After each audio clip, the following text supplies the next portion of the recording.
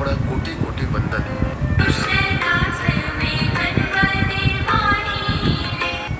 બીજા વૈષ્ણવ કૃષ્ણદાસ મેઘન.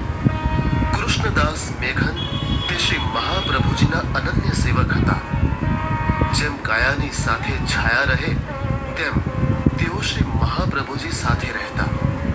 શ્રી મહાપ્રભુજીએ 3 વખત પૃથ્વી પરિક્રમા કરી હતી. એ 3 વખત કૃષ્ણદાસ મેઘન એમની સાથે જ રહ્યા હતા. એમાંથી પહેલી વખત જ્યારે શ્રી બદ્રીનારાયણમાં પરલી અને કિરણી નામે પર્વત પાસેથી પસાર થતા હતા ત્યારે એક મોટી શિલા એમના તરફ ધસી પડી. તે વખતે કૃષ્ણદાસ મેઘને હાથ લંબાવીને તેને થંભાવી દીધી. પોતાને કોઈ પણ ઈજા થાય તો ભલે થાય, પરંતુ શ્રી મહાપ્રભુજીને જરાય તકલીફ ન પડવી જોઈએ તેવી અનન્ય ગુરુ ભક્તિ ધરાવતા હતા. શ્રી મહાપ્રભુજી ખૂબ જ પ્રસન્ન થયા અને કહ્યું કે તારે જે જોઈએ તે તું માંગ. ત્યારે કૃષ્ણદાસે 3 વસ્તુ માંગી. 1. માર્ગનો સિદ્ધાંત હૃદયારૂઢ થાય. 2.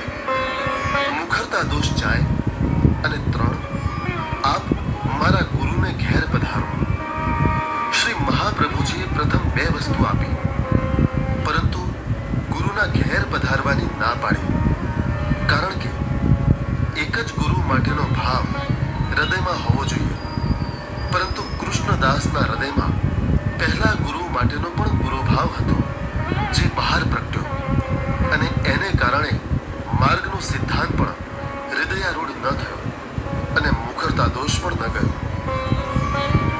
પૃથ્વી પરિક્રમા દરમિયાન શ્રી મહાપ્રભુજી બદ્રિકાશ્રમથી આગળ જઈને વ્યાસજીની ગુફા પાસે પધાર્યા. તે વખતે પણ કૃષ્ણદાસ મેઘન તેમની સાથે હતા. શ્રી મહાપ્રભુજી આજ્ઞા કરી કે તું અહીં જ ઊભો રહે છે. અને ત્યારબાદ શ્રી મહાપ્રભુજી વેદવ્યાસજી સાથે તેમની ગુફામાં ગયા. વેદવ્યાસજીની ઈચ્છાથી આપશ્રી શ્રી ભાગવતની ટીકા અને યુગલ ગીતના અધ્યાયનો શ્લોક કહ્યો. આ શ્લોકનું વ્યાખ્યાન 3 દિવસે પૂરું થયું. ત્રીજા દિવસે શ્રી મહાપ્રભુજી પાછા પધાર્યા ત્યારે કૃષ્ણદાસ મેઘન હજી ત્યાં જ ઊભા હતા. તેથી આપશ્રીએ આશ્ચર્યથી કહ્યું કે તું હજી ઊભો છે, તું ગયો કેમ નહીં? ત્યારે કૃષ્ણદાસે કહ્યું, મહારાજ, મને આપના ચરણારવિંદ વિના બીજો કોઈ આશ્રય નથી, તો હું ક્યાં જાઉં? આપશ્રી તેમની અનન્ય ગુરુ ભક્તિ જોઈને પ્રસન્ન થયા. એકવાર શ્રી મહાપ્રભુજી ગંગાસાગર પધાર્યા હતા અને રાત્રે પોઢ્યા હતા. કૃષ્ણદાસ મેઘન આપશ્રીના ચરણ દબાવતા હતા. શ્રી મહાપ્રભુજીને મમરા આરોગવાની ઈચ્છા થતા કૃષ્ણદાસ મેઘનને જણાવ્યું, પણ થોડી જ વારમાં શ્રી મહાપ્રભુજીને નિંદ્રા આવી ગઈ. તે પછી તરત જ કૃષ્ણદાસ ઊભા થઈને ગંગાસાગર પાસે આવ્યા. એમણે જોયું તો ગંગાજીને સામે પાર એક દીવો બળતો હતો. કૃષ્ણદાસ તરીને ગંગાજીને સામે પાર ગયા. લીલી ડાંગર કપાવી અને વધુ રકમ આપી મમરા સિદ્ધ કરાવ્યા. ગંગાજીમાં તરીને તેઓ શ્રી મહાપ્રભુજી પાસે પરત આવ્યા અને આપશ્રીના ચરણારવિંદ દબાવીને જગાડ્યા અને મમરા ધર્યા.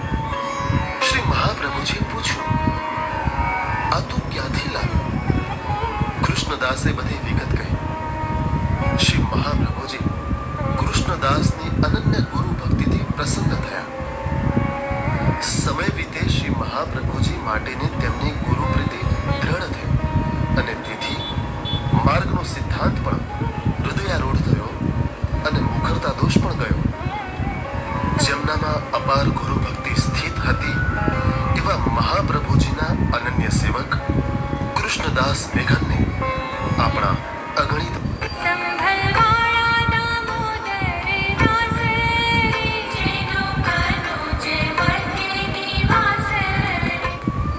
ત્રીજા વૈષ્ણવ દામોદરદાસ સંભલવાળા.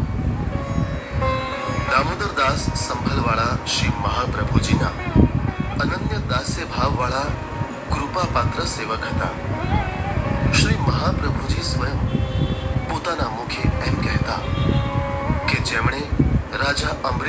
જોયો હોય તે દામોદર દાસને જોયો. રાજા અંબરીશ મર્યાદા માર્ગી હતા અને આ પુષ્ટિ માર્ગીય છે એટલે એમનામાં અધિકતા છે. અનેક નોકર ચાકર હોવા છતાં શ્રી ઠાકોરજીની સેવા માટેની જરૂરી તમામ વસ્તુ જાતે જ કરવી જોઈએ એવું તેઓ માનતા અને શ્રી ઠાકોરજી માટેનું જળ પણ ગાગર લઈને જાતે લાવતા.